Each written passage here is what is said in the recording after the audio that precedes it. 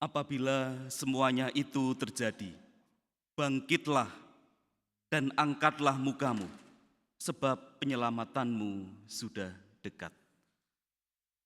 Bapak, Ibu, dan saudara-saudari yang terkasih, seperti yang dikatakan dalam pengantar perayaan Ekaristi tadi, pada hari ini kita mulai memasuki pekan pertama masa Advent.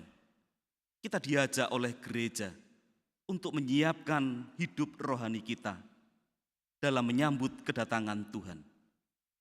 Sembari kita melihat kembali perjalanan hidup kita, kelemahan-kelemahan hidup kita, untuk kita dapat berjaga-jaga. Sebab tidak jarang penderitaan dan tekanan hidup bisa datang dan terjadi kapan saja, bisa dalam skala kecil atau skala besar, yang membuat iman kita akhirnya runtuh. Tetapi yang terpenting di sini, kita selalu mempunyai pengharapan akan datangnya penyelamatan.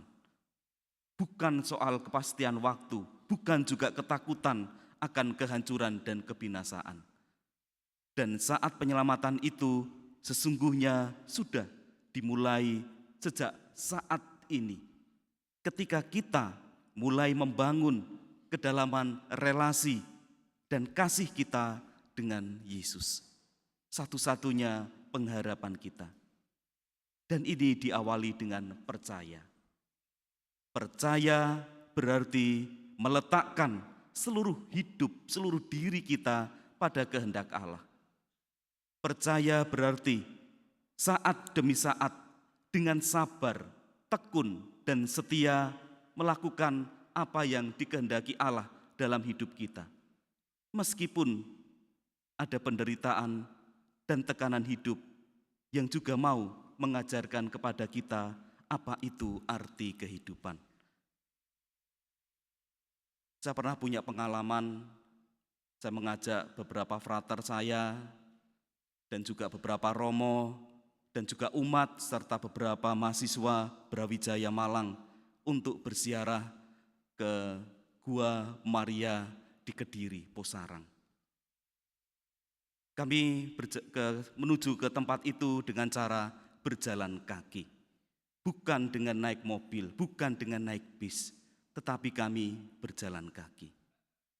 Tentu ini mempunyai suatu rasa yang berbeda. Karena dengan berjalan kaki, kami sungguh merasakan proses langkah demi langkah hidup kami, perjalanan peziarahan batin kami. Berbeda dengan kalau kami naik mobil, mungkin begitu sampai di Posarang, mungkin kami hanya berdoa rosario sebentar, setelah itu foto-foto, dan setelah itu selesai. Dan ini berbeda dengan ketika kami berjalan kaki selama 4 hari, 4-5 hari, dari Batu menuju Posarang Kediri. Setibanya di tempat itu, kami bisa bersujud, ada yang menangis.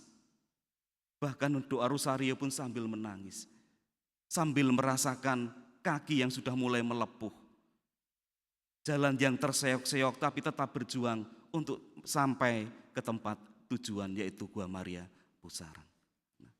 Kira-kira demikianlah barangkali yang sedikit bisa menggambarkan bagaimana perjalanan kita untuk menyambut perayaan Natal nanti.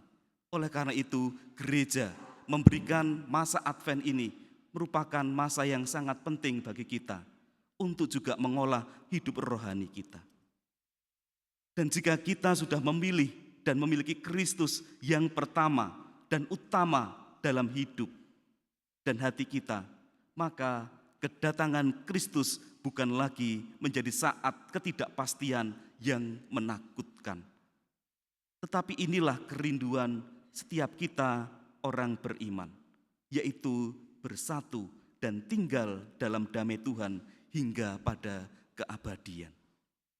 Oleh karena itu, sebagai orang yang percaya, maka Kitab Suci memberi nasihat kepada kita di pekan pertama masa Advent ini supaya berjaga-jaga.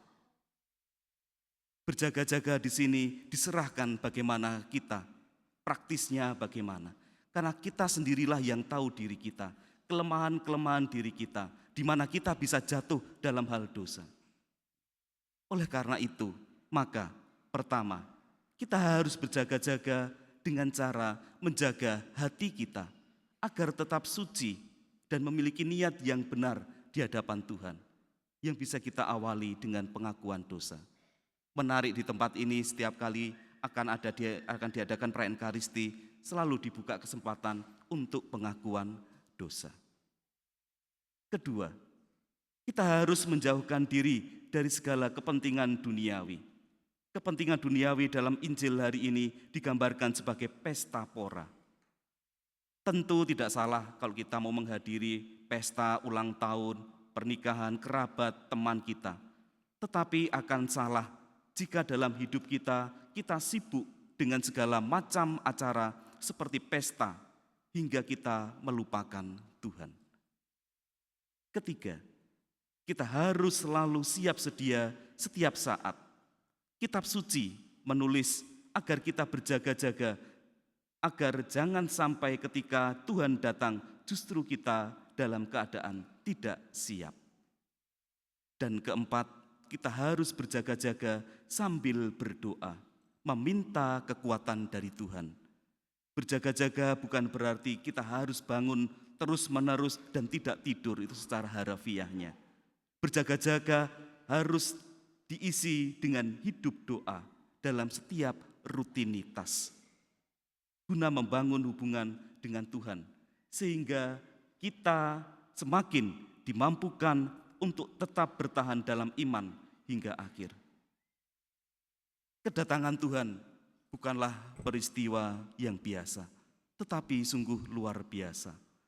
Oleh karena itu, sudah seharusnya kita berjaga-jaga dengan sungguh-sungguh. Kita harus berjaga-jaga agar kita memiliki iman hingga akhir, sehingga kita tetap dapat menyambut kedatangan Tuhan dengan sukacita, bukan dengan rasa takut dan duka cita. Mari kita siapkan segala perlengkapan rohani kita.